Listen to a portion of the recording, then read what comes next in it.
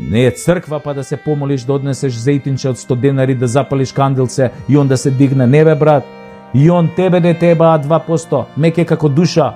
Како и да не е мек бе? Година и пол затворени како кучиња седиме дома со непроверени вести.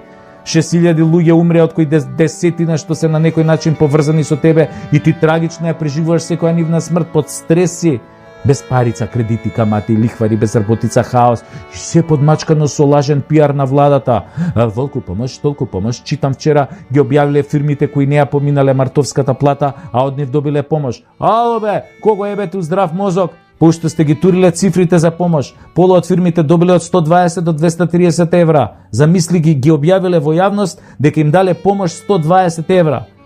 А во истиот момент има 10 тендери кои ги кријат за возила, за мебел, за морски плодови со милиони евра народни пари.